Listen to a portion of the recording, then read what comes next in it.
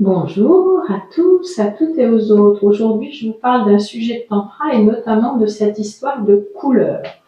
On lit parfois sur les réseaux sociaux des choses étranges. Je ne sais pas d'où vient cette idée de couleur, mais en tout cas, en Inde, ça n'existe pas. En Inde, on fait la différence entre le tantra dit de la main droite ou de la main gauche, et ça vient du fait que les personnes qui étaient placées par le gourou à sa gauche étaient les seules autorisées à pratiquer des rituels qui impliquent l'énergie sexuelle, ce fameux rituel dit de Maituna, alors que les personnes à sa droite ne pouvaient pas le faire. Vous savez aussi qu'en Inde, tantra veut dire livre écrit.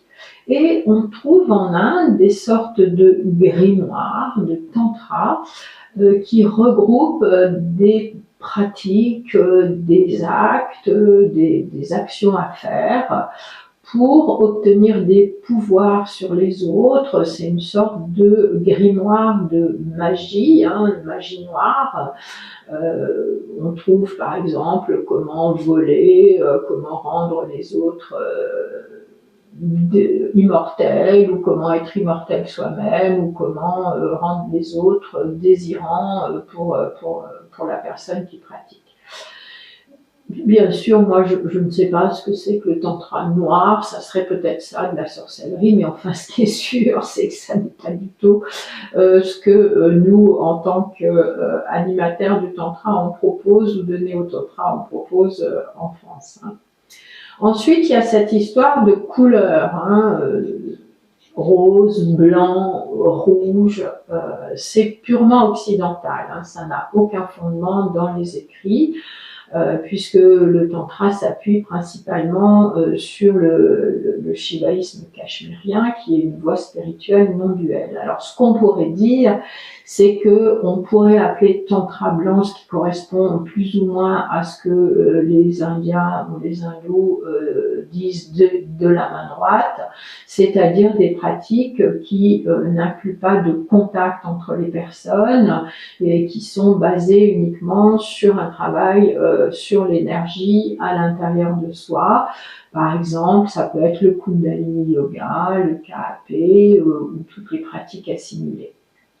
Pour ce qui est du néo-tantra tel qu'il se présente en France, on peut dire que c'est du tantra rouge, mais certainement pas du tantra de la main gauche, parce que ça c'était réservé à des personnes qui avaient un maître, qui étaient initiées, qui avaient un très très haut niveau de réalisation. Très peu de personnes en sont à ce stade-là en France, même pas moi et surtout pas moi. Mais dans la mesure où dans le néo-tantra, on utilise l'énergie sexuelle, et bien évidemment, je le répète, je l'assène, ça n'a rien à voir ni avec des pratiques d'orgie, ni avec des recherches d'excitation, ni ni de pénétration ou de quoi que ce soit, mais en tout cas, cette énergie sexuelle étant utilisée et ayant du contact entre les personnes, parfois de la nudité, ça n'est pas imposé, ça n'est pas obligatoire, et c'est pas parce qu'il y a de la nudité que c'est du tantra. Donc, on peut dire que en France, le néo-tantra, il pourrait être appelé tantra rouge. Mais franchement, encore une fois, je trouve que c'est quelque chose qui crée plus de confusion que quoi que ce soit. En plus, il y a des gens qui disent qu'ils font du tantra rose, que ce sera un mélange ou un intermédiaire entre le tantra blanc et le tantra rouge. Bref, tout le monde y perd son latin.